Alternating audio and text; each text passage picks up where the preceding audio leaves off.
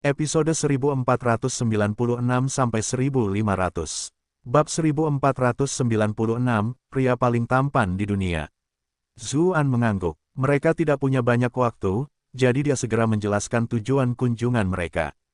Awalnya, Raja Peri Agung tampak seperti orang yang pendiam dan tampan. Namun, saat mendengar kata Zuan, ekspresinya berubah drastis. Sikapnya yang dulu seperti pria tua yang keren dan tampan, tiba-tiba berubah menjadi seperti aktor drama. Jadi, kami akan membantu pangeran muda. Raja Peri Agung terdiam setelah mendengar penjelasan itu, tidak mengungkapkan pendapat yang kuat tentang masalah itu. Sebaliknya, ia berkata kepada kelompok permaisuri kedua, bisakah aku berbicara dengan Zuan sendirian sebentar? Tentu saja, jawab permaisuri kedua. Reaksinya sesuai dengan harapannya. Dia mengangguk ke arah yang lain, lalu berjalan pergi. Raja Peri Agung tidak merasakan emosi yang kuat saat melihat senyum alat kelamin atau sosoknya yang cantik. Lagi pula, ras peri tidak kekurangan pria tampan dan wanita cantik. Tidak seindah apa yang dilihatnya saat merenung setiap pagi. Yang lainnya segera mengikuti permaisuri kedua keluar ruangan. Qiao Suiying ingin tetap tinggal, tetapi Raja Peri Agung berkata, "Salju, kamu juga harus pergi." Qiao Suiying melompat ketakutan dan berteriak, "Ayah, kamu tidak bisa menyakiti Ahsu." Raja Peri Agung memiliki tingkat pelatihan tingkat master. Masih agak berbahaya bagi Zuan untuk keduanya. Raja Peri Agung melotot. Seperti yang diharapkan, ketika seorang gadis sudah cukup umur, dia harus menikah. Dia menjawab, dia baru saja menyelamatkanku. Apakah ayahmu tipe orang yang mengabaikan perawatan kulitnya? Qiao Suiying menjulurkan lidahnya, lalu pergi sambil mengerutkan kening. Dia terus menoleh ke belakang saat pergi, tidak jelas apakah itu karena dia sudah lama tidak bertemu ayahnya, atau karena dia tidak ingin berpisah dengan kekasihnya lagi. Ketika yang lain pergi, Zuan memegang kedua tangannya ke arah Raja Peri Agung dan berkata, "Tuan yang terhormat, aku ingin tahu apa yang ingin Anda bicarakan dengan saya." Raja Peri Agung berkata dengan dingin, "Kau sudah menipu putriku ke tempat tidur, namun kau masih memanggilku paman." Zuan terdiam. Apakah Snow benar-benar memberitahu ayahnya tentang hal itu? Seolah bisa membaca pikirannya, Raja Peri Agung berkata, "Salju berbagi separuh masa hidupnya, dan sebagai Raja Peri, aku tentu tahu kondisi yang dibutuhkan agar itu terjadi. Sejak zaman dahulu, tidak banyak peri yang rela menyerahkan separuh hidupnya untuk menggunakan keterampilan itu. Awalnya aku berpikir bahwa dia pasti telah menemukan pemuda terhebat di seluruh dunia." Dia terdiam saat mengamati Zuan dengan saksama, sebelum melanjutkan, "Tapi sekarang setelah aku melihatmu, kau tidak tampak seperti orang istimewa." Zuan terdiam. Raja Peri Agung lalu berkata, "Lupakan saja. Meskipun kau cukup biasa, kau lebih tampan daripada kebanyakan bajingan jelek lainnya di luar sana. Jika Snow sudah berbagi separuh masa hidupnya denganmu, kau mungkin tidak seburuk itu. Aku percaya pada penilaian putriku." Iklan oleh Pub Future. "Terima kasih, ayah mertua," kata Zuan sambil mendesah lega. "Kurasa masalah ini akhirnya selesai. Seperti yang diharapkan, di dunia manapun, bertemu dengan orang tua pacar bukanlah hal yang mudah." Kelopak mata Raja Peri Agung berkedut saat mendengar Zuan memanggilnya, "Ayah mertua." Ia menjawab, "Kamu belum resmi menikah. Panggil saja aku paman untuk saat ini." Zuan terdiam. "Bukankah kamu baru saja mengeluh karena aku memanggilmu seperti itu? Kita bisa bicara tentangmu dan Snow nanti," kata Raja Peri Agung, ekspresinya tiba-tiba berubah serius. Ia melanjutkan, "Kau bilang kau akan mendukung pangeran muda itu. Apa kau serius?" Ketika dia melihat Zuan mengangguk, dia agak meninggikan suaranya. Melanjutkan, "Itu bukan pilihan yang bijaksana. Pangeran masih sangat muda, bagaimana dia bisa menjadi kaisar iblis? Memintaku untuk mengumpulkan seluruh ras elf untuk tujuan ini sama saja dengan meminta mereka semua binasa." Zuan menjelaskan, "Putra mahkota gagak emas dan aku memiliki dendam yang tidak dapat diselesaikan. Jika dia menjadi kaisar iblis, dia tidak akan pernah membiarkanku pergi. Demikian pula, itu akan tidak menguntungkan bagi ras perimu." Raja Peri Agung tahu tentang putra mahkota gagak emas yang mengejar putrinya. Banyak orang telah menyarankannya untuk menyetujuinya, karena itu akan membawa kejayaan yang luar biasa. Jika Snow menjadi permaisuri, ras peri akan berbagi kejayaannya dan bangkit di atas dua ras raja lainnya. Namun, hanya dia yang tahu bahwa Snow telah berbagi separuh hidupnya dengan pria lain, dan bahwa dia tidak lagi perawan. Jika dia menikah dengan keluarga kerajaan, mustahil untuk menyembunyikan fakta itu. Pada saat itu tidak akan menjadi berkah bagi ras elf, tetapi malah menjadi bencana. Itulah sebabnya dia tidak menyetujui pernikahan itu sejak awal. Half-Life Destiny adalah rahasia terbesar ras Elf King, jadi dia juga tidak bisa membicarakannya. Kaisar Iblis baru saja menganggapnya sebagai tantangan terhadap otoritasnya dan menemukan dalih untuk menjebloskannya ke penjara. Akan tetapi, meskipun dia tidak mendukung sang putra mahkota, itu tidak berarti dia harus sepenuhnya mendukung permaisuri kedua dan putranya. Zuan menjelaskan alasannya dan menambahkan, mendukung pangeran muda itu karena aku tidak punya pilihan lain. Selain itu, usia pangeran termuda merupakan kerugian sekaligus keuntungan. Keuntungan? Tanya Raja Peri Agung sambil mengerutkan kening. Aku tidak melihat keuntungan apapun. Zuan berkata, jika seorang kaisar muda naik tahta, dia harus bergantung pada bantuan menteri-menteri tua yang berbudi luhur dan bijaksana. Pada saat itu, siapa lagi yang lebih cocok untuk peran itu selain dirimu? Raja Peri Agung berkata dengan sedikit ketidakpuasan, bekerja dengan politik istana hanya akan membuatku semakin cepat keriput dan merusak fitur-fiturku yang menakjubkan. Zuan tercengang. Dia benar-benar tidak menyangka Raja Peri akan memberikan jawaban seperti itu. Bahkan di usianya yang sama, dia masih seorang narsisis yang menyebalkan. Dia hanya bisa mendekati situasi dari sudut pandang yang berbeda dan berkata, Paman yang terhormat, bahkan jika Anda tidak terlalu peduli dengan kekuatan politik, Anda harus mempertimbangkan kepentingan ras elf. Saya tidak percaya Anda akan rela dijebloskan ke penjara lagi, menyebabkan seluruh ras elf menderita ketidakstabilan, bukan? Melihat Raja Peri masih tampak agak acuh tak acuh, Zuan memikirkan sesuatu dan berkata, selain itu, jika kamu benar-benar menjadi menteri terkuat di ras iblis, bersama dengan kultivasimu yang hebat, kamu akan memiliki seluruh wilayah ras iblis untuk memasok harta karun yang kamu butuhkan. Kamu bahkan dapat mencari harta karun istana kekaisaran, dan kamu akan menjadi orang pertama yang menikmati barang-barang berharga yang diperdagangkan dari sisi manusia. Ada banyak produk perawatan kulit yang memiliki efek ajaib, tahukah kamu? Iklan oleh Pub Future. Mata Raja Peri Agung berbinar saat mendengar itu. Ia berkata, aku memang harus memikirkan hal-hal untuk ras peri. Kalau begitu, kita akan mendukung pangeran termuda. Zuan terdiam. Dia tampaknya telah menemukan cara untuk menghadapi ayah mertuanya yang narsis ini. Keduanya berjalan keluar sambil mengobrol dengan gembira. Ketika melihat senyum mereka, permaisuri kedua yang gugup menghela napas lega. Pada saat yang sama, dia penasaran bagaimana Raja Peri Agung yang biasanya angkuh dan sombong itu akhirnya menjadi begitu nyaman dengan Zuan. Bagaimana Zuan melakukannya? Bagaimanapun, masalah ini sangat penting. Bahkan jika dia memiliki hubungan dekat dengan Putri Peri, Raja Peri Agung tidak akan mudah diyakinkan, bukan? Saya harus berterima kasih kepada Zuan setelah ini. Dia telah banyak membantu saya. Ketika dia muncul, mata Raja Peri Agung tertuju pada Yuyan Luo. Dia berseru kaget, cantik sekali. Mungkinkah ini Ratu Medusa yang baru? Yuyan Luo mengangguk sambil tersenyum, berkata, saya menyapa Raja Peri Agung. Raja Peri Agung menghela napas dan berkata, kau benar-benar mirip ibumu. Ibumu adalah salah satu dari sedikit orang yang menurutku secantik diriku. Orang-orang lain yang hadir tidak bisa berkata apa-apa. Qiao Sueying tercengang. Apakah ayahku juga mengejar ibu Yuyan Luo? Itu sungguh memalukan. Untungnya, Raja Peri Agung segera pulih dari kebingungannya dan berkata kepada permaisuri kedua, saya berencana untuk membereskan masalah di klan terlebih dahulu. Itu akan memakan waktu. Cobalah untuk melihat apakah Anda dapat menarik lebih banyak pasukan. Dua klan kita saja mungkin tidak cukup untuk memengaruhi situasi Istana Raja Iblis saat ini. Terima kasih, Raja Peri Agung. Jawab permaisuri kedua sambil mengangguk. Namun, dalam hati, dia merasa sangat tertekan. Siapa yang bisa dia libatkan sekarang? Matanya beralih ke Zuan.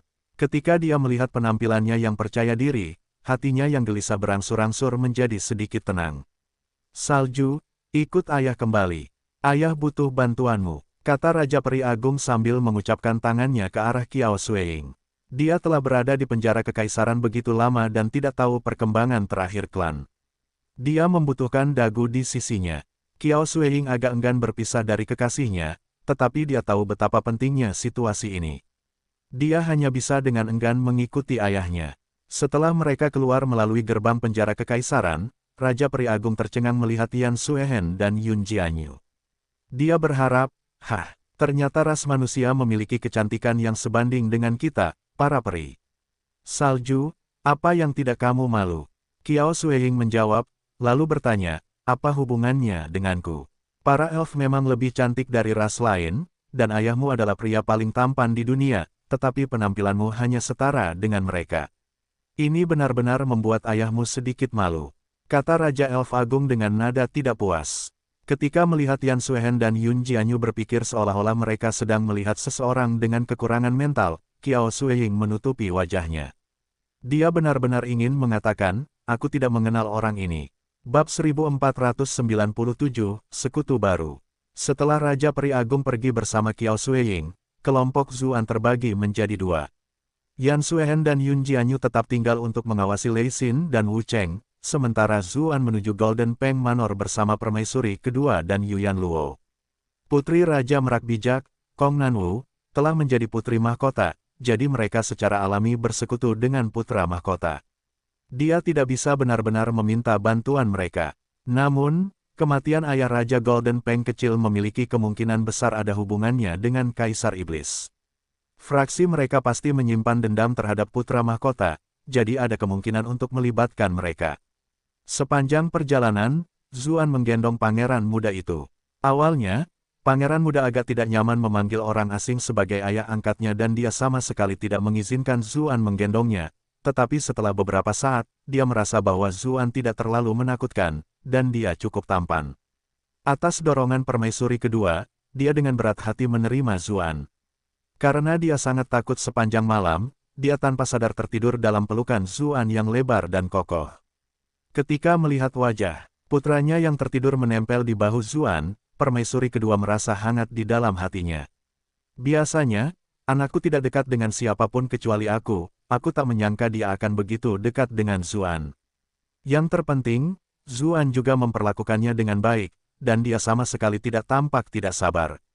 Apakah ini akan menjadi surga? Yuyan Luo sedikit cemburu saat melihatnya. Ia berpikir, Zhu nampaknya sangat menyukai anak ini. Aku juga harus melahirkan anak untuknya. Wajahnya mulai memanas saat memikirkan hubungan intim mereka. Namun, dia segera menyadari bahwa dengan garis keturunan Medusa, dia hanya bisa melahirkan seorang anak perempuan.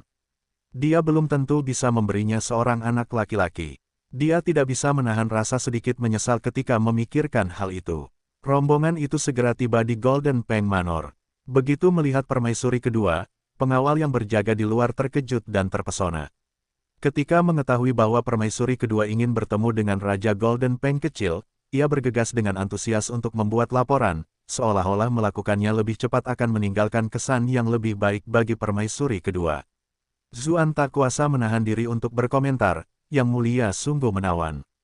Tapi sayang, seseorang itu bahkan tidak mau melihatnya lebih lama lagi, jawab permaisuri kedua dengan tenang. Zuan tahu bahwa dia masih sedikit kesal dengan apa yang terjadi di kamar tidurnya. Dia tersenyum dan tidak menjelaskan apapun. Namun, Yuyan Luo memiliki ekspresi aneh. Matanya melirik ke arah mereka berdua, bertanya-tanya apakah dia telah melewatkan sesuatu. Tak lama kemudian, penjaga itu kembali dan berkata tanpa berkata apa-apa meminta maaf, Yang mulia, Tuan Muda, kami pergi ke pinggiran kota untuk berburu.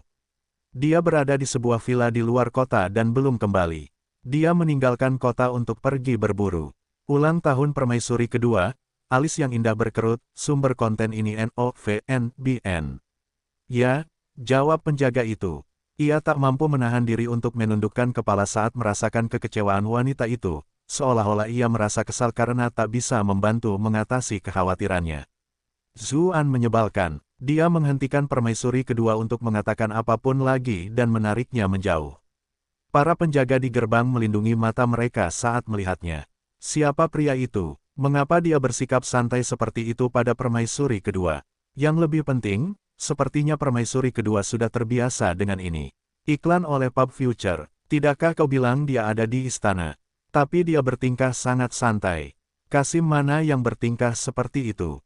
Kelompok Zuan tidak berminat untuk memperhatikan pikiran para penjaga. Namun, Permaisuri kedua tidak dapat menahan diri untuk tidak menggerutu. Mengapa kau menarikku? Mereka jelas berbohong. Sebagai seorang wanita yang memiliki perasaan terhadap seorang pria, terutama pria yang dikaguminya, mudah untuk mengetahui apa yang mereka pikirkan. Zuan berkata sambil tersenyum, benar juga, tapi apakah mereka berani membuat patung seperti ini sendiri? Apakah maksudmu ini adalah ide Raja Peng Emas kecil? Tanya permaisuri kedua dengan heran. Lagi pula, dia juga cerdas.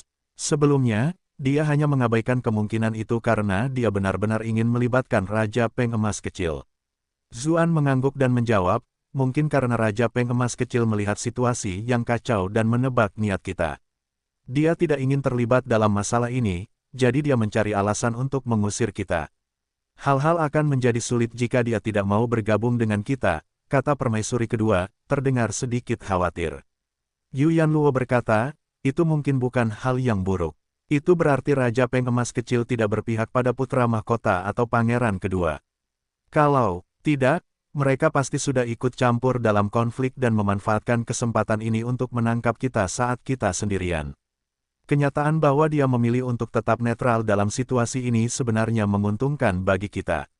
Mata permaisuri kedua berbinar. Dia tidak bisa menahan diri untuk tidak menatap Yu Yanluo beberapa kali lagi. Dia mengira Ratu Medusa yang cantik itu hanyalah bunganya yang cantik. Dia tidak menyangka wanita itu ternyata sangat berpengetahuan. Apa yang dikatakan Luo benar. Tidak memihak salah satu dari mereka sudah merupakan bantuan terbesar. Posisinya istimewa, dan kita tidak begitu dekat dengannya. Bertahanlah di sana hanya akan membuang-buang waktu, kata Zuan. Luo, gumam permaisuri kedua dalam hati. Ketika mendengar suara yang digunakan Zuan, dia tidak bisa menahan diri untuk berpikir, itu sungguh terlalu intim. Sayang-sayang mereka berdua jauh lebih dalam dari yang kukira. Yu Yanluo bergumam, sayang sekali Raja Peng Emas kecil tidak memiliki saudara perempuan, kalau tidak Zhu mungkin punya cara. Zuan terdiam, permaisuri kedua tidak dapat menahan senyum. Dia tahu bahwa Yu Yanluo sedang mengisyaratkan hubungannya dengan putri peri. Pada saat yang sama, dia penasaran apa yang telah dilakukan Zuan untuk meyakinkan begitu banyak wanita cantik untuk tetap berada di dekatnya. Tak lama kemudian, rombongan mereka tiba di kediaman ras laut.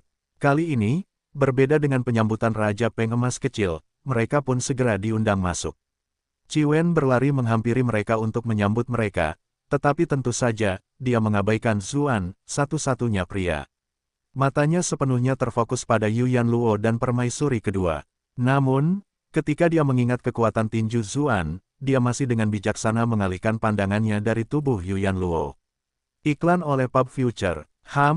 Ratu Medusa memang wanitamu, tapi aku boleh memandang permaisuri kedua semauku, kan? Dulu, dia hanya bisa mengagumi permaisuri kedua dari kejauhan. Sekarang, saat dia sudah dekat, matanya terbuka lebar dan sangat antusias. Dia selalu siap sedia, memperkenalkan segalanya, dan mencoba mendekatinya. Permaisuri kedua menanggapi dengan hormat. Dia sering mengalami hal seperti itu dan tidak merasa kesulitan menghadapinya. Sebaliknya, Zuan bersikap dingin kepadanya yang membuatnya merasa canggung. Mereka segera tiba di aula tamu. Ada sosok yang familiar dan cantik di ruangan itu, memenuhi ruangan dengan rasa damai. Hari ini, Sang Liuyu mewakili semua ras laut. Itulah sebabnya dia mengenakan gaun mewah berlengan lebar, bukan gaun sutra putihnya yang biasa. Bahan pakaiannya terbuat dari sisik Black Glimmer Beast yang sangat berharga, serta sutra dari Rainbow Frost Silkworm. Pakaiannya juga dihiasi dengan potongan koral indah yang di dalamnya terdapat mutiara berkilauan.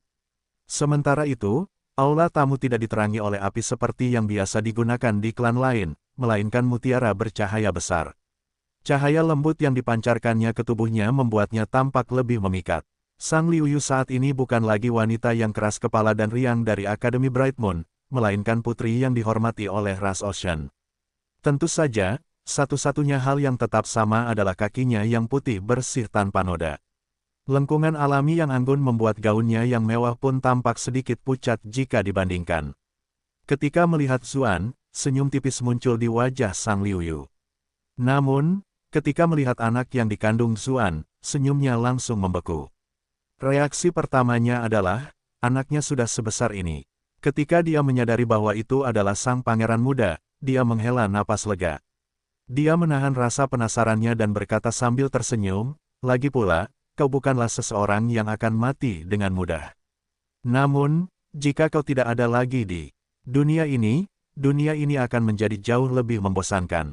Permaisuri kedua sedikit terkejut. Alasan pertama adalah karena dia adalah permaisuri kedua yang agung, namun dia bukanlah orang pertama yang disambut Sang Liuyu. Alasan kedua adalah karena dilihat dari nada bicaranya, hubungan Sang Liuyu dengan Zuan tampak lebih dekat daripada yang dikatakan oleh kecerdasannya.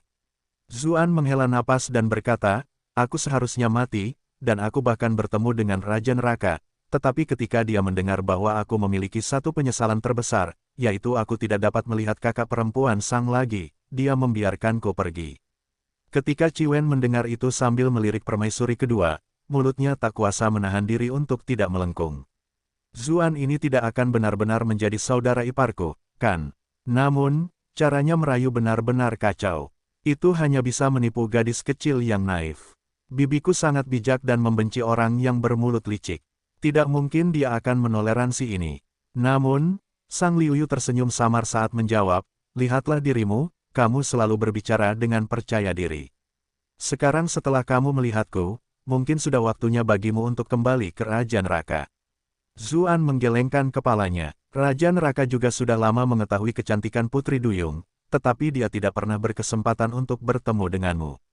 Karena itu, dia memberiku cermin dan mengizinkanku untuk tetap berada di dunia orang hidup ini selama beberapa tahun lagi. Dengan begitu, aku bisa membuat beberapa kenangan lagi tentang Putri Duyung sebelum kembali. Dia lalu mengeluarkan cermin jiwa Raja Qin, seolah-olah ingin membuktikan apa yang telah dikatakannya. Namun, ketika dia melihat pantulannya, wajahnya langsung memerah dan dia menyingkirkannya. Dia hampir lupa bahwa cermin itu sekarang memiliki kemampuan khusus. Salahku, Sang Liuyu tidak tahu bahwa dia telah dimanfaatkan. Sebaliknya, dia tertawa terbahak-bahak hingga seluruh tubuhnya bergetar, berkata, sudah lama, tapi kamu masih sama saja. Ciwen langsung tercengang saat melihatnya tertawa begitu bahagia tanpa ada niat untuk memarahi Zuan. Bibi kecil, ini sama sekali tidak seperti dirimu. Aku selalu dimarahi setiap kali menggoda wanita seperti ini, mengapa tiba-tiba kau tidak bisa melihat rencananya? Ekspresi permaisuri kedua juga aneh. Tiba-tiba dia teringat pada daging panggang Yuyan Luo sebelumnya dan langsung merasa sedikit menyesal. Mengapa Raja Peng Emas kecil tidak memiliki saudara perempuan? Selain itu, dia tiba-tiba merasa sangat yakin dengan keberhasilan perjalanan mereka. San Liuyu dan Zuan saling menggoda sebentar, lalu, dia mengangguk ke arah Yuyan Luo. Akhirnya, dia menoleh ke permaisuri kedua dan berkata, Yang Mulia datang terlambat. Pasti ada alasan untuk kedatanganmu. Permaisuri kedua mengumpat dalam hati, akhirnya kau mengingatku. Namun, dia tetap menceritakan secara garis besar maksud kedatangannya. Ekspresi Ciwen berubah drastis saat mendengar itu, dia jelas terkejut. Sebaliknya, Sang Liuyu tampaknya sudah menduganya. Ia menjawab, Yang Mulia, sejujurnya, jika bukan karena Ahsu, saya bahkan tidak akan membukakan pintu untuk Anda hari ini. Bab 1498, berhenti. Permaisuri kedua terkejut. Dia tidak menyangka Sang Liuyu begitu kejam. Dia tertawa dalam hati sambil meniru dirinya sendiri. Ia dulunya adalah permaisuri iblis yang agung, namun sekarang setelah Kaisar Iblis meninggal, ia tidak punya apa-apa lagi. Tentu saja, itu hanya pikiranku. Dia segera menyadari kenyataan situasi dan tidak terus-menerus memaksakan kehendaknya sebagai permaisuri. Bagaimanapun, dialah yang datang untuk meminta bantuan hari ini. Selain itu, kesediaan Sang Liuyu untuk menemui mereka karena Zuan sudah merupakan awal yang baik. Namun, sekarang setelah dipikir-pikir, Zuan memang dekat dengan banyak orang. Sang Liuyu telah mengatakannya dengan jelas agar dia menyadari perlunya rasa terima kasihnya kepada Zuan. Hubungan macam apa yang dia miliki dengan Putri Duyung ini, sehingga dia melakukan hubungan sejauh ini. Permaisuri kedua menenangkan pikirannya, lalu memberitahu Sang Liuyu tentang alasan kunjungannya kembali. Sebelum sang putri sempat menolak, ia berinisiatif mengajukan beberapa syarat yang menguntungkan. Tentu saja, Sang Liuyu tidak secara langsung menolak, sebaliknya, dia hanya berpura-pura khawatir, memanfaatkannya sebagai dalih untuk meminta lebih banyak keuntungan bagi ras Ocean. Namun, permaisuri kedua juga bukan orang yang mudah ditipu, jadi tidak mungkin dia akan menyerah begitu saja. Zuan tercengang saat melihat mereka. Kedua wanita cantik dan lembut ini benar-benar sangat sengit dalam perang kata-kata mereka. Cara mereka berbicara benar-benar sengit dan langsung. Mereka bahkan mengajukan syarat-syarat yang mungkin tidak dapat diterima oleh pihak lain. Dia pikir satu pihak akan langsung marah, tetapi sebaliknya, mereka perlahan bernegosiasi dan secara bertahap menunjukkan tanda-tanda mencapai kesepakatan. Qi Wen juga ingin mencobanya. Matanya terus mengamati wajah dan sosok permaisuri kedua yang memukau. Pada akhirnya, dia tidak dapat menahan diri untuk berkata, "Saya ingin mengajukan syarat." "Aku ingin." Sebelum dia sempat menyelesaikan kalimatnya, Sang Liuyu menatapnya tajam dan berkata, "Keluar." Oh, Qi Wen bergerak pelan dan menunduk, gadis yang berpura-pura baik itu tidak terlihat lagi.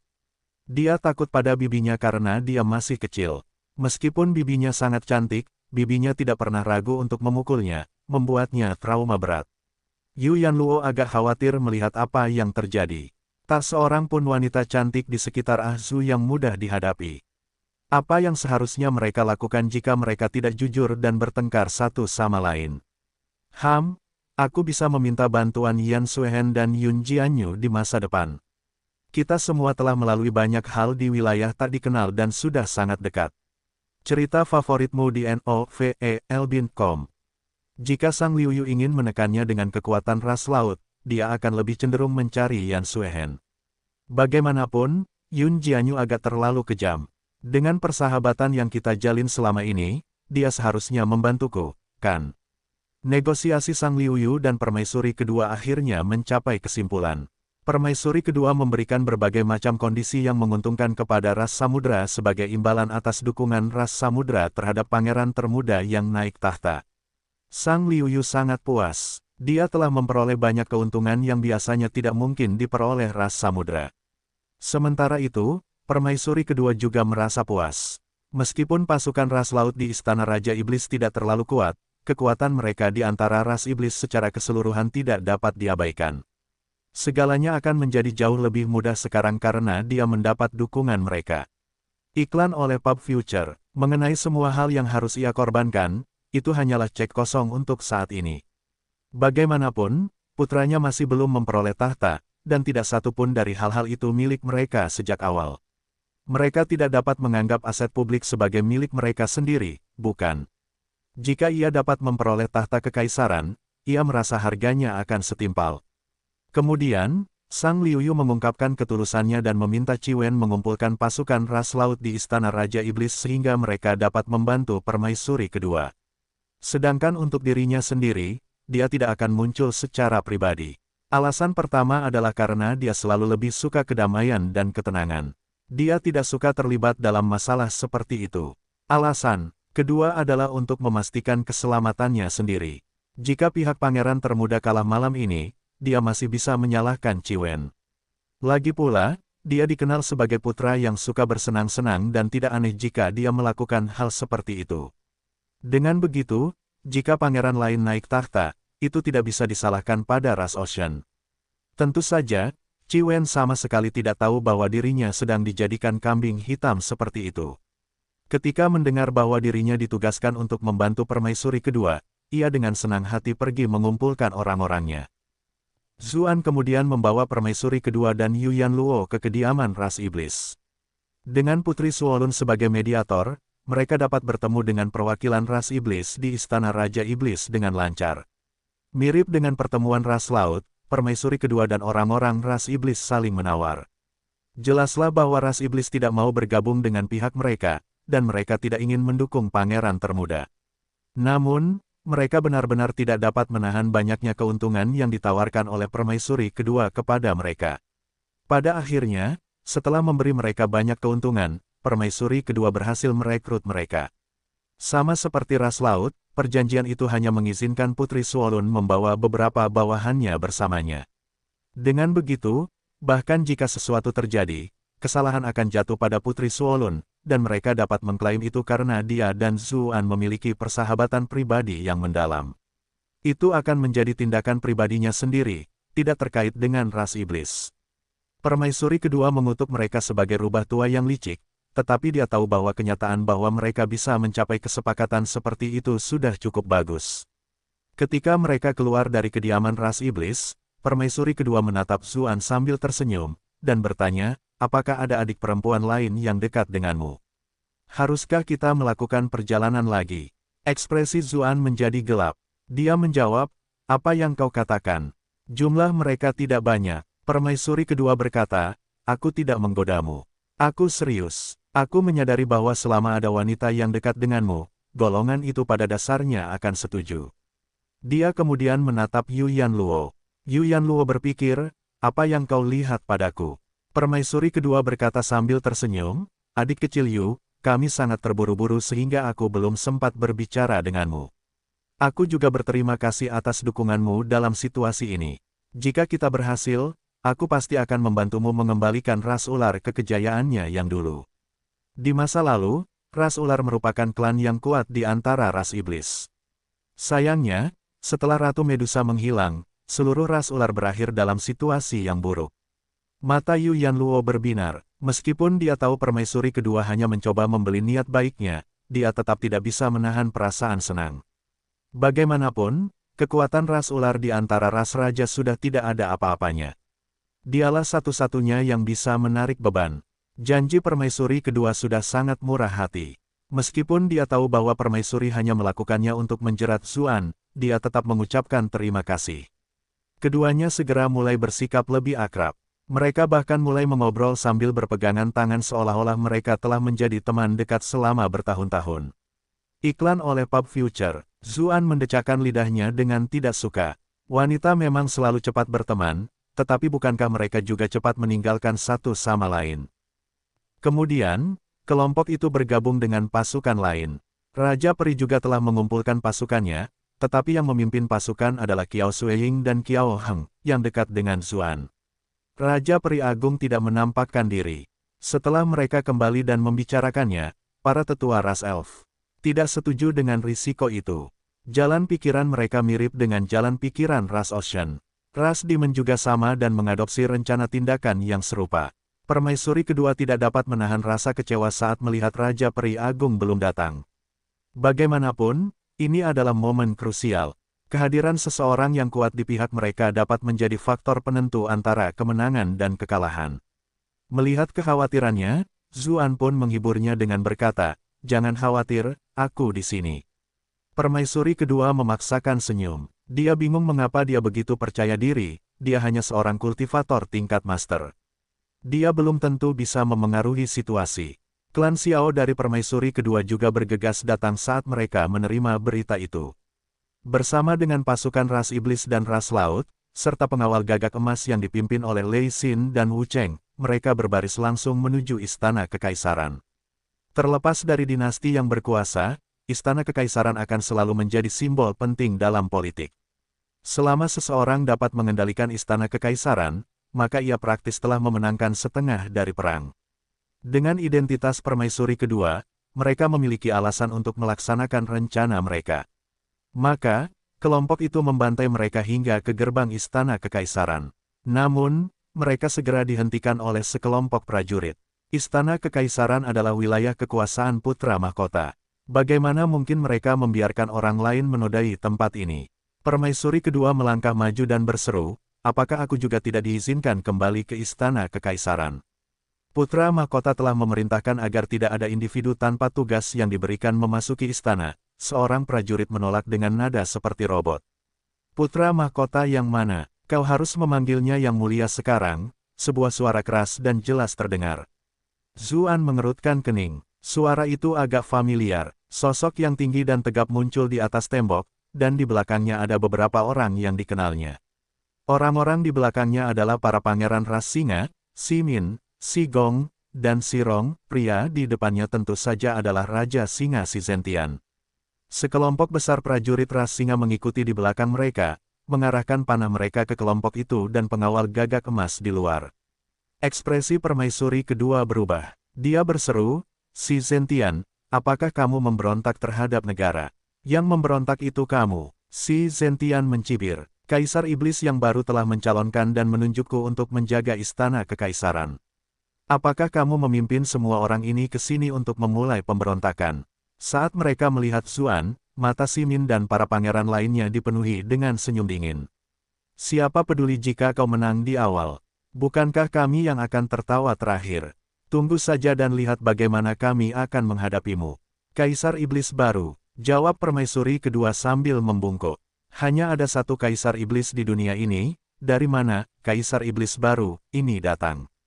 Sekalipun dia telah mengetahui kematian kaisar iblis dari Zuan, legitimasi dan kewenangannya berasal dari kaisar iblis, jadi wajar saja dia tidak mau mengakui bahwa kaisar iblis telah mati. Para prajurit dari berbagai pasukan di bawah komando, mereka semua sedikit terguncang ketika mereka mendengar bahwa kaisar iblis telah mati. Bagaimanapun, kaisar iblis adalah tulang punggung spiritual ras iblis. Para prajurit biasa hanya tenang setelah mendengar bantahan permaisuri kedua. Bagaimanapun, terlepas dari pihak mana mereka berada, semua prajurit biasa membutuhkan sesuatu untuk dipercaya. Fraksi Putra Mahkota tentu saja mendukung keluarga kerajaan. Jika orang lain memulai pemberontakan, mereka harus mengikuti Putra Mahkota dalam menghadapi bencana. Sementara itu, pihak permaisuri kedua percaya bahwa Putra Mahkota bersekongkol untuk melakukan kejahatan, jadi mereka harus menangani masalah tersebut untuk Kaisar Iblis dan permaisuri kedua. Kedua belah pihak percaya bahwa mereka berdiri di pihak kebenaran. Begitulah cara mereka menjaga moral. Si Zentian berkata dengan dingin, "Yang mulia, semuanya berjalan cukup baik untukmu. Begitu sidang pagi dimulai besok dan Putra Mahkota resmi naik tahta, Anda akan dihormati sebagai janda permaisuri. Namun, Anda hanya harus melakukan apa yang seharusnya tidak Anda lakukan, dan terlibat dalam beberapa hal yang seharusnya tidak Anda lakukan." Meski nadanya sangat kejam, si Zentian diam-diam mengamati sang permaisuri. Dia berpikir, wanita ini benar-benar cantik. Dia adalah permaisuri agung kedua yang bahkan tidak berani menyentuhnya. Namun, sekarang setelah kaisar meninggal dan dia bergabung dalam pemberontakan, tidak ada cara baginya untuk diangkat sebagai ibu suri lagi. Putra Mahkota tidak akan mentolerirnya. Jika dia menangkapnya dan membawanya kembali ke wilayah ras singa, bukankah dia akan bisa menikmati kegembiraan kaisar iblis setiap hari? Ketika dia memikirkannya, dia langsung merasakan hawa panas di sana yang bisa meledak kapan saja. Ras singa secara alami memiliki libido yang tinggi. Setiap singa yang kuat memiliki harem yang besar. Menurut pendapat mereka, semakin kuat seorang pria, semakin cantik wanita yang seharusnya mereka miliki. Itu hanya masalah biasa. Simin dan yang lainnya merasakan niat ayah mereka. Mereka merasa bahwa seseorang dengan status terhormat seperti permaisuri kedua bukanlah seseorang yang dapat mereka pikirkan. Bahkan Ratu Medusa berada di luar jangkauan mereka. Terlepas dari reputasinya yang luar biasa, dia bisa menjadi seseorang yang diinginkan Putra Mahkota atau tokoh besar lainnya. Ada juga putri peri yang hampir menjadi putri mahkota. Meskipun itu tidak terjadi, siapa yang tahu apa yang dipikirkan Putra Mahkota terhadapnya? Siapakah yang berani menyentuh seseorang seperti itu? Tetap saja, ada wanita lain di sisi Zuan, terutama yang tampak seperti balok es, menaklukkannya pasti akan memberi mereka perasaan pencapaian yang luar biasa. Ada juga seorang wanita cantik yang sangat bersemangat membunuh. Mungkinkah dia dari ras sapi? Dia juga memancarkan aura angkuh dan sombong yang benar-benar membuat hasrat seseorang menjadi pembohong. Terlebih lagi, mereka memikirkan bagaimana setiap wanita berada di sisi Zuan, sehingga sang pangeran merasakan dorongan yang lebih kuat untuk mendapatkan wanita-wanita itu. Bagaimanapun, mereka sangat menderita karena Zuan. Terdengar suara tawa keras dari kejauhan ketika seseorang berteriak, "Hahaha, kok di sini banyak sekali." Kemudian, kelompok lain tiba di daerah itu. Orang yang memimpin bertubuh tinggi dan kuat. Tubuhnya dipenuhi pola warna-warni, dan ada karakter lucu di dahinya. Hanya dengan sekali melihatnya saja sudah cukup untuk mengenalinya sebagai Raja Harimau Huqian Xiao. Anehnya, dia tidak memiliki pangeran ras harimau di belakangnya, tidak diketahui apa yang sedang mereka lakukan. Namun, para prajurit di sekitarnya semuanya memiliki ekspresi garang dan aura yang kuat. Mereka semua adalah petualang yang kuat. "Apa yang kau lakukan di sini?" tanya si Zentian. Dia tidak bisa menahan diri untuk tidak mengerutkan kening ketika melihat Huqian Xiao.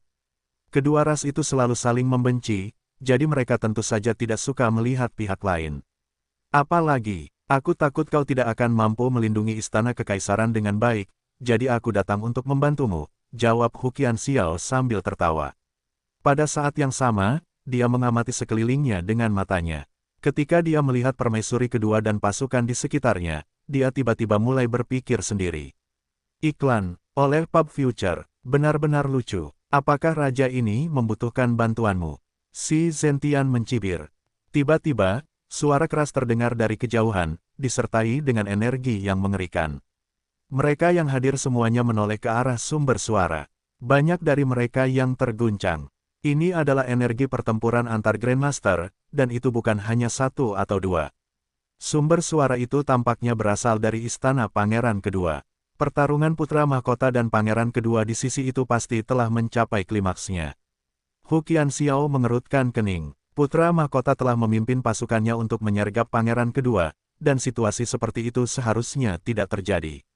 Bagaimana pihak pangeran kedua memiliki pasukan yang begitu kuat? Zuan berkata saat itu juga, berhentilah membuang-buang waktu kita. Bertaubatlah atas kesalahanmu dan bersumpah setia kepada permaisuri kedua dan pangeran termuda, atau terima hukuman mati. Berhentilah menghalangi jalan ke sini. Wajah cantik permaisuri kedua berubah. Bukankah ini keterlaluan? Si Zentian dan Huqian Xiao sama-sama Grandmaster yang sudah terkenal sejak lama. Mereka terkenal karena kekuatan mereka. Selain itu, ras singa dan ras harimau memiliki begitu banyak individu yang kuat. Mereka tidak memiliki peluang bagus untuk menang jika pertarungan benar-benar terjadi. Lupakan saja dia, bahkan orang-orang dari ras laut dan ras iblis pun mengerutkan kening. Mereka berpikir, mengapa kita mengikuti seseorang yang tidak punya otak kali ini? Apakah kita membuat pilihan yang salah? Ciwen tersenyum lebar sambil berpikir, anak ini sedang mencari kematian. Raja Singa dan Harimau seharusnya membunuhnya saja. Dengan begitu, Ratu Medusa akan berduka, dan aku akan punya kesempatan untuk mendekatinya. Tapi itu artinya kita juga akan berada dalam bahaya. Aku tidak akan bisa membantu permaisuri kedua menjadi penguasa. Saat memikirkan betapa sedihnya permaisuri kedua nanti, Ciwen merasa ragu. Duh, aku memang jago dalam segala hal, tapi aku terlalu mencintai dunia. Aku tidak tega melihat wanita menderita. Sementara itu, mata Qiao Suiying berbinar saat menatap Zuan. Dia sangat percaya padanya. Mereka berdua bahkan pernah bertarung melawan makhluk yang begitu menakutkan di ruang bawah tanah rahasia. Siapa yang peduli dengan Raja Singa dan Harimau? Di sisi lain, wajah Huqian Xiao menjadi gelap. Si Zentian bahkan lebih marah. Sungguh kurang ajar. Anda telah berhasil menipu si Zentian untuk plus 444 plus 444 plus 444. Anda telah berhasil menipu Huqian Xiao untuk plus 222 plus 222 plus 222. Simin dan para pangeran lainnya penuh dengan kutukan. Mereka sama sekali tidak menduga hal ini. Tidak apa-apa jika Zuan memperlakukan mereka sebagai lawannya, namun dia berani memprovokasi ayah mereka. Berisik, gerutu Zuan. Suaranya yang kuat menyebar ke segala arah, menyebabkan banyak prajurit di tembok jatuh. Bahkan Simin dan yang lainnya merasakan energi mereka bergejolak. Mereka merasa ngeri. Ekspresi si Zentian berubah. Dia berseru, skill raungan singa. Kapan kau mencuri skill raungan singa milik klanku? Iklan oleh Pub Future. Dia secara alami dapat mengetahui bahwa Zuan telah menggunakan keterampilan Lion's Roar untuk melepaskan serangan gelombang suaranya. Zuan menjawab dengan acuh tak acuh, cara burukmu itu. Aku mempelajarinya hanya dengan melihatnya sekilas. Di sampingnya, Yun Jianyu memasang ekspresi aneh sambil berpikir, bocah ini benar-benar pandai mengejek orang lain. Pembaruan novel new di novel.bin.com. Orang tua ini akan membunuhmu. Seru si Zentian, tidak dapat menahan diri. Dia melompat turun dari gerbang istana dan menerkam ke arah Zuan, mengacungkan tinjunya saat dia mendekat. Sebuah proyeksi singa emas raksasa muncul, meraung saat menyerang Zuan. Perbedaan ukuran, mereka membuatnya tampak seolah-olah bisa melahap Zuan dalam satu gigitan. Itu adalah keahlian pamungkas ras singa, tinju hegemon singa gila. Namun, Zuan tidak bergerak. Seberkas energi pedang yang seterang salju tiba-tiba muncul dari samping, dikelilingi oleh salju halus. Yan Suehen telah menggunakan pedang kepingan saljunya. Energi pedang yang tajam itu menyebarkan singa emas yang kuat itu. Yun Jianyu tercengang. Bukankah wanita sedingin batu ini biasanya bersikap dingin kepada semua orang? Namun, dia tampaknya sangat peduli dengan Zuan. Tetap saja, dengan betapa energiknya dia, itu mulai membuat nilaiku turun. Kami para Grandmaster yang terhormat sekarang tampak seolah-olah kami telah menjadi pengawalnya atau semacamnya. Pangkat Grandmaster, si Zentian meludah, matanya menyipit. Dia tidak menyangka wanita sedingin es ini benar-benar seorang Grandmaster. Lagi pula, dia telah melihat keduanya bertarung di All Ratches General Assembly. Meskipun cara mereka bertarung cukup cerdik, aura mereka bahkan belum mencapai tingkat pangkat Master. Namun, dia tidak punya waktu untuk memikirkannya lebih lanjut. Perkelahian segera terjadi di antara mereka berdua. Simin dan yang lainnya saling memandang dengan cemas. Mereka secara misterius kalah dari kedua wanita di majelis umum. Saat itu, mereka merasa sangat malu, tidak tahu apa yang terjadi. Sekarang, tampaknya kekalahan mereka tidak terlalu buruk. Anehnya, mereka merasa sedikit lebih bahagia saat memikirkan hal itu. Ketika permaisuri kedua melihat itu, dia memerintahkan bawahannya untuk menyerang gerbang istana. Mereka harus memanfaatkan kesempatan untuk memasuki istana kekaisaran. Dia memiliki ajudan terpercaya yang akan mendukungnya di dalam. Qi Wen berteriak sambil menyerang di garis depan. Sekarang sang Grandmaster tidak bertarung lagi, dia, pangeran ras naga yang kuat, secara alami tidak dapat dihentikan. Dia ingin pamer sebanyak mungkin di depan permaisuri kedua. Siapa tahu, dia bahkan mungkin memimpikanku di malam hari. Akan tetapi, ia menemukan seberkas cahaya bulan bergerak lebih cepat darinya. Hah, mengapa bulan tiba-tiba muncul di depan gerbang istana? Baru saat itulah dia melihat sosok cantik berdiri di depannya. Cincin bulan sabit di tangannya menghantam gerbang istana. Meskipun formasi pertahanan berkedip dan bertahan, satu sudut masih runtuh. Qi Wen terdiam. Wanita-wanita Zuan itu semuanya sangat kuat. Apakah dia tidak takut jika mereka menegangkan kaki mereka, barangnya mungkin akan hancur. Pihak permaisuri kedua segera menerima dorongan moral yang besar. Pasukan pribadi klan Xiao memimpin dan maju menyerang. Lei Xin dan Wu Cheng saling berpandangan. Mereka tidak punya jalan keluar sekarang, jadi mereka hanya bisa memimpin pengawal gagak emas di bawah mereka dan bersiap. Orang-orang dari ras peri, iblis, dan lautan segera menyusul. Dampak dari serangan serentak mereka terlalu besar.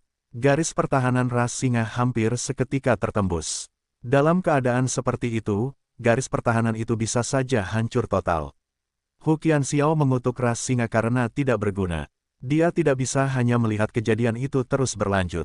Dia segera bergegas maju untuk menghentikan Yun Jianyu yang gagah berani, sehingga hampir tidak menstabilkan situasi. Di udara, si Zentian telah bertarung dengan sengit, terkejut dan marah ketika melihat situasi di bawah. Dia berteriak pada Zuan, bukankah kamu baru saja bersikap arogan? Mengapa kamu tidak muncul jika kamu memiliki keterampilan? Apakah bersembunyi di balik wanita adalah satu-satunya hal yang kamu tahu? Anda telah berhasil menipu si Zentian untuk plus 666 plus 666 plus 666. Negeri Ajaib Musim Dingin pukul 1:07. Iklan oleh Pub Future. Bab 1500, aku khawatir kau akan mati saja. Si Zentian sangat marah. Bukan hanya dia hampir gagal menjaga gerbang, dia bahkan ditertawakan oleh musuh lamanya. Itu semua salah si bocah Zuan. Jelaslah permaisuri kedua yang memimpin pasukan kali ini, tetapi karena suatu alasan, semua amarahnya ditujukan pada Zuan. Bocah ini tidak tahu sama sekali seperti manusia. Anda telah berhasil menipu si Zentian untuk plus 444 plus 444 plus 444. Mendengar provokasi Zuan, permaisuri kedua segera mencengkeram lengan Zuan dan berteriak, jangan gegabah. Dia khawatir Zuan masih terlalu muda dan mudah marah, mengira dia bertindak berdasarkan emosi. Di kejauhan, Qi Wen bertarung sambil menambah darah, merasa bangga pada dirinya sendiri. Aku baru saja menampilkan begitu banyak keterampilan luar biasa dari ras laut dan mengalahkan begitu banyak musuh. Penampilanku yang rupanya pasti meninggalkan kesan mendalam pada permaisuri kedua, bukan? Namun, dia tidak ingin Zuan tahu bahwa dia juga peduli tentang hal itu, jadi dia hanya diam-diam menatap permaisuri kedua dari sudut matanya. Namun, permaisuri kedua bahkan tidak memikirkannya sama sekali. Sebaliknya, dia menarik lengan Zuan dengan ekspresi khawatir. Matanya dipenuhi dengan kasih sayang. Qi Wen langsung merasa tertekan. Ya Tuhan, apakah kau sedang mempermainkanku sekarang? Sepanjang sejarah, semua orang yang memiliki cinta tak berujung sepertiku ditakdirkan untuk menyesal. Sepertinya aku tidak akan mencintai lagi dalam kisah ini, pikir Ciwen, sepertinya orang tuanya telah meninggal atau semacamnya. Bala bantuan dari ras singa dan pengawal gagak emas yang tetap tinggal bersama putra mahkota semuanya bergegas ke atas tembok. Mereka semua mengarahkan busur panah mereka yang dipenuhi rune ke orang-orang di bawah. Ciwen sibuk meratap, jadi dia tidak segera menyadarinya. Seseorang berteriak dari satu sisi, hati-hati. Kemudian, tumpukan tanaman besar merambat terjalin membentuk jaring, menghalangi hujan baut panah. Baru pada saat itulah Ciwen menyadari bahwa dia telah diselamatkan. Dia secara refleks berbalik dan berkata, terima kasih. Ketika dia melihat sosok Yao Sueying yang ramping dan anggun di bawah cahaya bulan, dia tiba-tiba merasa seolah-olah alunan musik yang indah terdengar di telinganya. Oh tidak, semoga aku bisa mencintai lagi.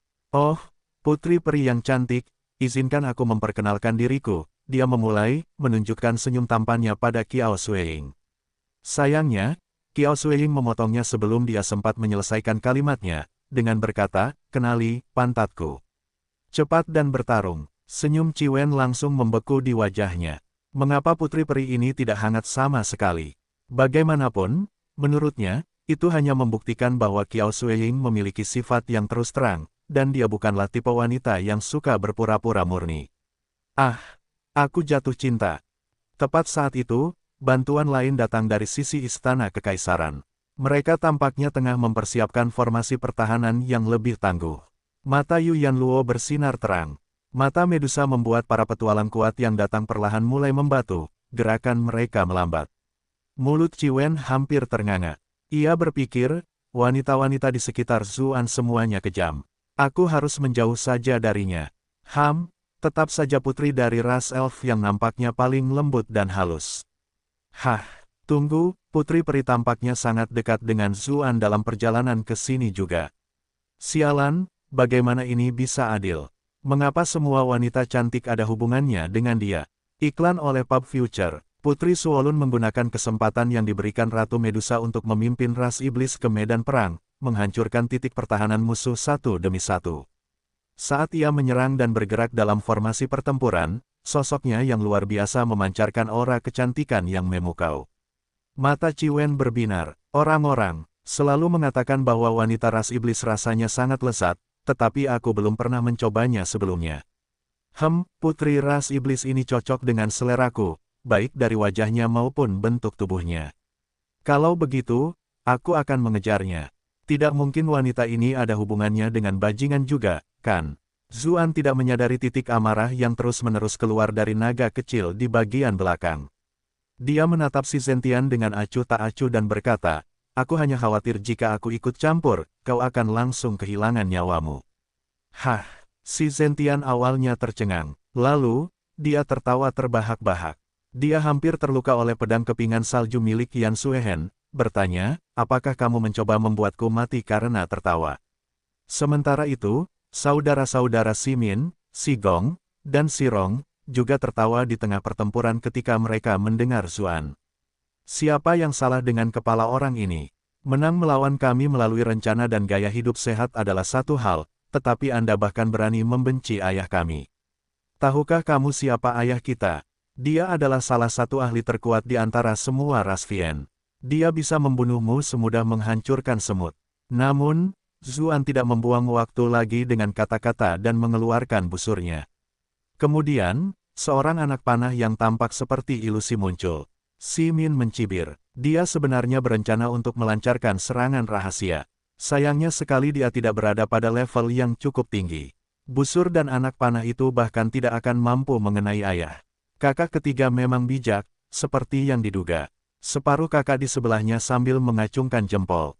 Hanya si Zentian yang mengerutkan kening saat dia melayang di udara. Awalnya dia tidak menyadari apapun, tetapi kemudian dia tiba-tiba merasakan kegelisahan yang tidak dapat dijelaskan.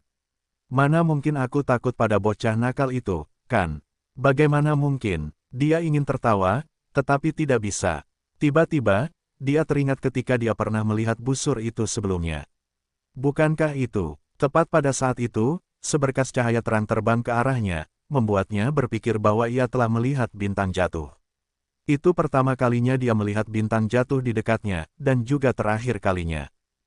Si Zentian penuh penyesalan. Sejak ia dilahirkan, kehidupan selalu berjalan sesuai keinginannya, dengan semua orang di sekitarnya memuja dan memujinya. Ia telah diakui publik sebagai jenius paling luar biasa dalam beberapa abad terakhir. Bahkan ada ramalan kuno dalam klan yang menyatakan bahwa seekor singa emas akan memimpin ras singa menuju kejayaan yang belum pernah mereka alami sebelumnya. Orang-orang selalu mengira bahwa dialah orang yang dibicarakan dalam ramalan itu. Saat dia masih kecil, dia sudah menjadi raja muda dari seluruh ras singa. Dia tidak terkalahkan di antara teman-temannya. Dia bahkan mampu mengalahkan beberapa anak yang lebih tua darinya dengan telak.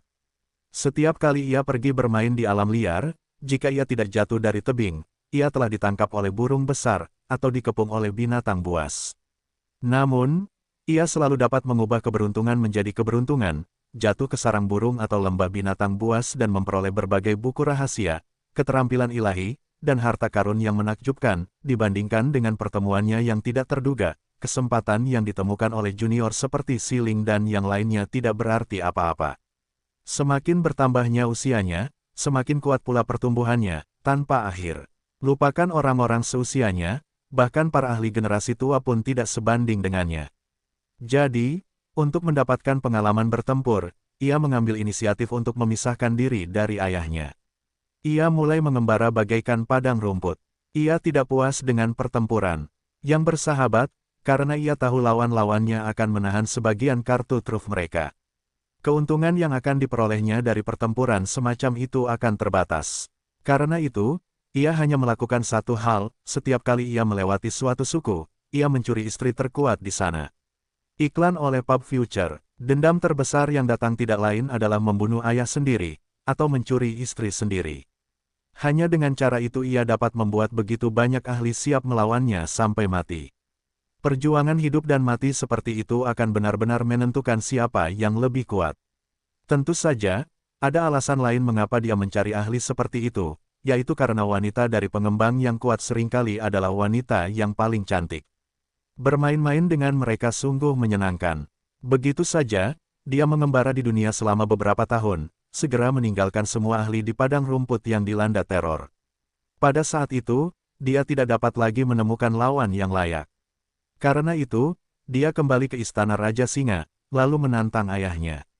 Setelah pertempuran hebat, mantan Raja Singa terbunuh dalam pertempuran, dan Si Zentian menang. Dengan demikian, ia menjadi Raja Singa yang baru. Namun, hal itu tidak terlalu mengejutkan bagi ras singa. Pergantian kepemimpinan antara Raja Singa seringkali disertai dengan pertempuran berdarah. Hanya dengan begitu mereka dapat memastikan bahwa setiap Raja Singa adalah yang terkuat, sehingga membawa kejayaan terbesar bagi seluruh ras. Akan tetapi, membunuh Raja Singa secara langsung seperti itu masih belum umum. Seringkali, mantan Raja Singa akan pergi begitu saja karena malu setelah menyadari bahwa dirinya tidak cocok. Tentu saja, ras singa tidak memiliki konsep pembunuhan ayah. Hal itu telah terjadi lebih dari 1 atau 2 kali dalam sejarah. Itulah sebabnya, meskipun agak tidak pantas, hal itu tetap dianggap dapat diterima. Kemudian, Si Zentian telah mengambil alih harem ayahnya. Dia tidak keluar dari istana kekaisaran selama 3 bulan setelah itu. Dia segera menemukan bahwa selama 3 bulan itu, dia merasa lebih lelah daripada saat dia bertarung melawan para ahli yang kuat di luar. Namun, dia merasa lelah dengan gembira. Istri-istri ayahnya benar-benar luar biasa, selera mereka benar-benar sangat bagus. Orang-orang dari ras singa sudah terbiasa dengan hal itu, setiap Raja Singa yang baru melakukan hal yang sama. Di padang rumput, wanita adalah sumber daya strategis yang berharga yang dapat terus melahirkan generasi-generasi berikutnya. Sebaliknya, ras manusia mengabaikan istri-istri dari mantan penguasa. Itu hanya tampak seperti pemborosan bagi mereka. Dengan demikian, setelah puluhan tahun kekuasaan Si Zentian, ia telah menyatukan berbagai suku ras singa di padang rumput dan memaksa mundur ras hiena yang kuat sedikit demi sedikit. Ia segera memperluas wilayahnya di sana hingga batasnya. Namun, setelah itu, dia tidak lagi puas dengan padang rumput, dan dengan demikian mengincar istana Raja Iblis. Dia ingin mendapatkan lebih banyak keuntungan bagi ras singa. Mengapa hanya ada 3 ras raja, ras merak, ras peng agung, dan ras peri, di bawah Kaisar Iblis? Ras singa memiliki hak penuh untuk menjadi ras raja keempat, atau bahkan berada di atas ras raja lainnya. Putra mahkota gagak emas telah menyadari kekuatan dan ambisinya yang besar, jadi kedua belah pihak telah cocok. Si Zentian tahu bahwa setelah malam ini, akan ada perombakan struktur kekuatan ras iblis. Semakin kacau keadaannya, semakin banyak peluang yang akan dimiliki ras singa. Ras Raja Merak, ras Raja Peng Emas, dan ras Raja Peri telah bertahan terlalu lama. Sudah saatnya mereka diganti. Itu akan membawa semacam kejayaan yang belum pernah dialami ras singa sebelumnya. Akan tetapi, dia tidak puas hanya dengan itu. Siapa bilang, posisi Kaisar Iblis harus dipegang oleh ras gagak emas? Apakah aku, si Zentian, tidak cocok menjadi Kaisar Iblis? Pikirnya, namun, Kaisar Iblis dianggap terlalu kuat, yang untuk sementara menekan ambisinya. Ketika dia diberitahu bahwa mendiang Kaisar Iblis telah mati oleh putra mahkota gagak emas, dia menjadi sangat gembira. Surga yang benar-benar membantuku. Tidak heran saya mengalami begitu banyak kejadian ajaib sejak saya masih muda. Aku adalah anak yang ditakdirkan oleh takdir. Almarhum Kaisar Iblis meninggal tiba-tiba di ruang bawah tanah rahasia dan tidak dapat mewariskan kultivasinya kepada putra mahkota gagak emas. Apakah benar-benar bocah itu berpikir aku akan menyerah padanya? Aku akan bekerja sama dengannya untuk menyingkirkan musuh-musuh kuat lainnya terlebih dahulu, tetapi begitu aku memperoleh wewenang besar, itulah kesempatan untuk menjadi Kaisar Iblis yang baru. Rencananya jelas sempurna, jadi mengapa sesuatu yang tidak diharapkan terjadi? Monster kecil Zuan ini, dari mana dia berasal? Siapa yang bilang dia baru saja mencapai level Master? Omong kosong, saya sangat menyesal. Anda telah berhasil menipu si Zentian untuk plus 555 plus 555 plus 555. Bisakah aku mendapat satu kesempatan lagi? Sayangnya, kesadarannya segera jatuh ke dalam kegelapan tak berujung. Ketika para penonton melihat segumpal daging yang hancur jatuh dari udara, tiba-tiba seluruh tempat itu pun hancur.